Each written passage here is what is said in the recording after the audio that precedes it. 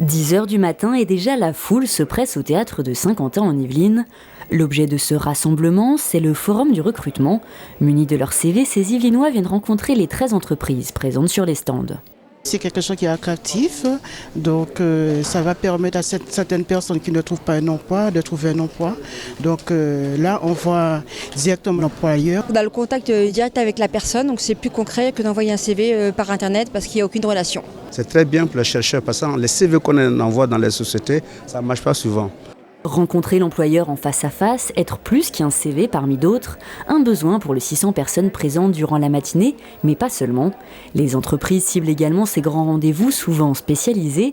Ici, une centaine de postes dans les métiers du transport, de la logistique, du commerce ou de la restauration sont proposés. Les ressources humaines ont ainsi l'assurance de pouvoir recruter localement. On les rencontre en direct, donc on ne s'arrête pas sur effectivement un profil. Quand on reçoit le CV, on va regarder le diplôme, on va regarder les expériences, alors que là on rencontre la personne en direct, donc effectivement on peut voir si le feeling passe, et puis par la suite les rencontrer une deuxième fois pour pouvoir vraiment là statuer sur le CV. Pour certains, c'est un recrutement plus efficace et plus rapide. Dans ce stand de groupement d'employeurs, une trentaine de postes est proposée. Ici, l'offre est moins traditionnelle et nécessite quelques explications. On a des postes, oui, concrets. On peut proposer des postes en extra, en CDD ou en CDI, sachant que le cœur de métier du groupement d'employeurs, c'est le temps partagé. À savoir que les salariés sont en contrat CDI avec réseau et travaillent dans plusieurs établissements différents. Pour ce forum, l'organisation a contacté 250 entreprises et moins de 10% ont répondu à l'appel. En général, une société utilise en moyenne 4 canaux différents pour trouver des candidats, tels que des agences d'emploi ou des cabinets de recrutement. Parmi eux, Internet est très plébiscité.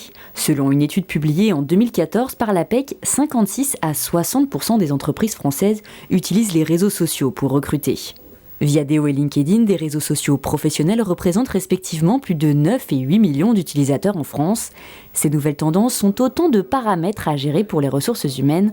À l'occasion de la Semaine de l'Emploi, la Maison de l'Entreprise a organisé avec Plateforme RH des ateliers pour répondre à ces problématiques.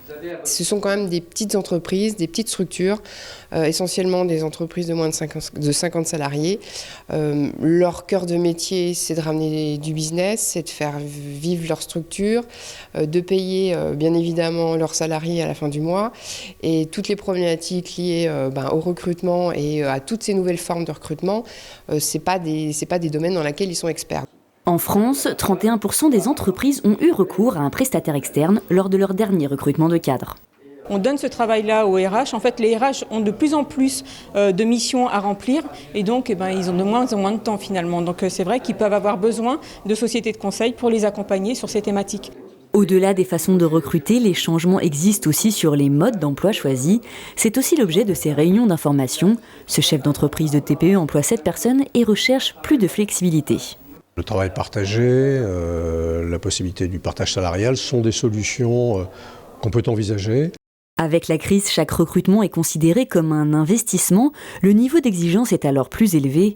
Une difficulté de plus pour parer au chômage. En novembre 2014, dans les Yvelines, Pôle emploi recensait 86 000 demandeurs d'emploi en catégorie A, B et C, un nombre qui a augmenté de 6,1% depuis 2013.